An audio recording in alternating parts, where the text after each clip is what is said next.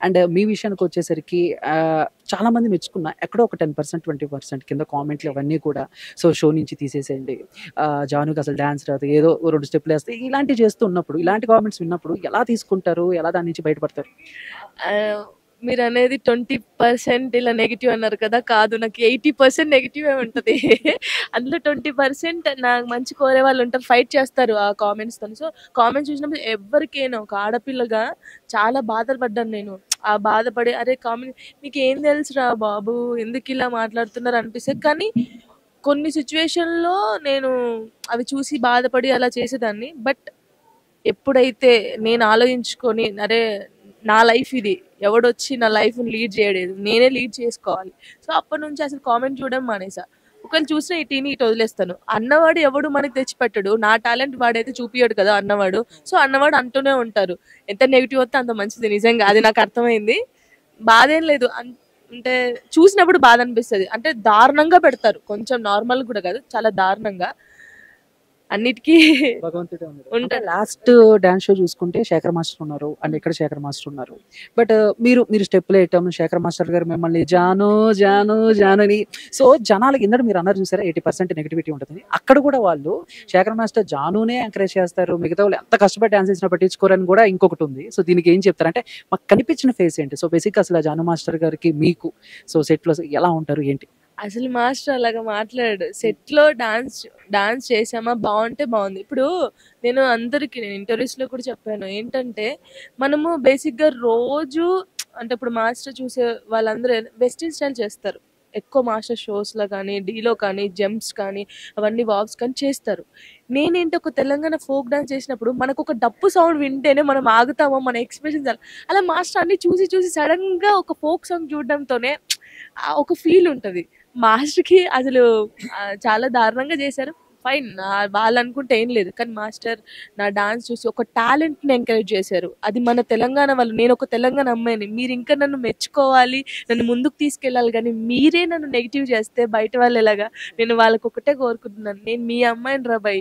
మన తెలంగాణ గెలిచింది డీలో. ఫస్ట్ టైమ్ తెలంగాణ అమ్మాయి గెలిచిందంటే ఎంత ప్రౌడ్‌గా ఫీల్ కావాలి.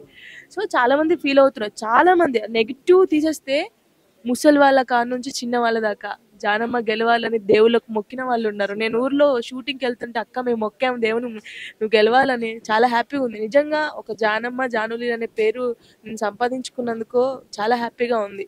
అంటే ఇప్పుడు మామూలుగా ఇండస్ట్రీలో ఉండి ఈ వాతావరణానికి అలవాటు పడ్డ ఫ్యామిలీ అంటే ఓకే పాజిటివ్ ఆర్ నెగిటివ్ తీసుకుంటారు. But as a middle class అమ్మాయిగా అంటే మీ ఫ్యామిలీ కూడా చాలా ఎమోషనల్లీ విన్నాను. బట్ ఇలాంటి కామెంట్స్ వచ్చినప్పుడు సో ఫ్యామిలీ నుంచి ఆ ప్రెజర్ కానీ లేకపోతే ఆ సపోర్ట్ కానీ ఎలా ఉంటుంది? ఎందుకమ్మా జానమ్మ మనకి ఇలా ఉంటుందా? లేదు ఏమున్నా నువ్వు చూసుకో నువ్వు కష్టపడని ఇలా ఉంటుంది ఫ్యామిలీ సపోర్ట్. అంటే మమ్మీ డాడీ ఏంటంటే ఇంకా నేను ఏదంటే అదే. డాడీ కానీ మమ్మీ కానీ ఇప్పుడు డాడీకి ఏముంటది, డాన్స్ మీ కూతురు అందరి మధ్యలో వేస్తుందని ఫస్టే అన్నారు. లేదు డాడీ, నేను డాన్స్ని అయితే వదిలిపెట్టను. నాకు చదువు ఎక్కలేదు. సో నేను డాన్సే, నాకు ఏదేమైనా నేను డాన్స్ చేస్తాను. ఫ్యామిలీ నేను వాళ్ళకి తెలుసు అదే ఇది ధైర్యంగా ఉంటుంది, ఎక్కడికి వెళ్ళినా మాట్లాడగలుగుతుంది, దీని లైఫ్ దీనికి తెలుసు అని చెప్పి డాడీ వాళ్ళు ఎప్పుడైనా సపోర్ట్ ఇస్తారు. నువ్వు ఏదంటే అదమ్మా, నీకు నచ్చింది నువ్వు చెయ్యి, తప్పు చేయకుండా మనకు నచ్చింది మనం చేస్తే ఎవరు ఆపలేరు. ఎవరిని సపోర్ట్ చేయకపోయినా పర్లేదు, నెగిటివ్ చేయకూడదు ఎవరైనా సరే. నీకు తెలిసింది మాట్లాడు, తెలియంది మాట్లాడితే ఏమవుద్ది? ఒక ఫ్యూచర్ అది. ఒక ఫ్యూచర్ గెలవాలన్నా ఓడాలన్నా మన మాటతోనే కదా. మన మాటను జాగ్రత్తగా మాట్లాడితే బెస్ట్. ఓకే. అంటే మీ డాన్సర్స్ ఓన్లీ ఫోకేనా? ఇంకా మీ నుంచి ఇంకేమన్నా మేము ఎక్స్‌పెక్ట్ చేయొచ్చా? అంటే సినిమాలో ఛాన్సెస్ కానీ, ఆర్టిస్ట్‌గా, సో కొరియోగ్రాఫర్‌గా సో ఏంటి నెక్స్ట్ ఫ్యూచర్ ఎలా సెట్ చేసుకున్నారు జాను గారు? అంటే నేను ఫ్యూచర్ అంటే ఇలా ఉండాలని సెట్ చేసుకోలేదు. ఉన్నంత వరకి అంటే నేను ఫోక్ మాత్రం వదిలిపెట్టను. అది ఎంత పెద్ద ఆఫర్ వచ్చినా నేను ఇది చేస్తూనే ఉంటాను. హీరోయిన్‌గా అంటే మాత్రం అది లేదు. నాకు సాయి పల్లవి అంటే ఇష్టం. సో, ఒక్క తెలంగాణ మూవీ అయినా సరే నేను తనలాగా తెలంగాణ కట్టుబొట్టుతో ఒక మూవీ చేయాలని ఆశగా ఉంది. చేస్తాను త్వరలో ఓకే. అంటే కంపల్సరీ. మీ డాన్స్ వైరల్ అయిన తర్వాత లేదా అండ్ 'ఢీ' గెలిచిన తర్వాత so out of the box ఎవరైనా సెలబ్రిటీస్ నుంచి ఒక మెసేజ్, ఒక కాల్, అప్రిషియేషన్ ఇలాంటియేమన్నా వచ్చినాయా? సో అటు పొలిటికల్‌గా గాని లేతే ఇటు టాలీవుడ్‌లో గాని? చాలా మంది మెసేజ్ చేశారు. చేస్తుంటేనే చేశారు. చాలా బాగా చేస్తున్నావు, కీప్ ఇట్ అప్, బాగా చెయ్యి అని. ఇప్పుడు నేను బాగా చేయకపోతే అంతమంది నాకు మెసేజ్ చేసి అంతమంది నన్ను సపోర్ట్ చేయరు కదా. సో చాలా హ్యాపీ అనిపించింది. నాకు ఇష్టమైన వాళ్ళు కూడా నాకు ఫోన్ చేసి మెసేజ్ చేసి చాలా బాగా చేస్తున్నావు, మంచిగా చెయ్యి, మంచిగా చెయ్యి అని.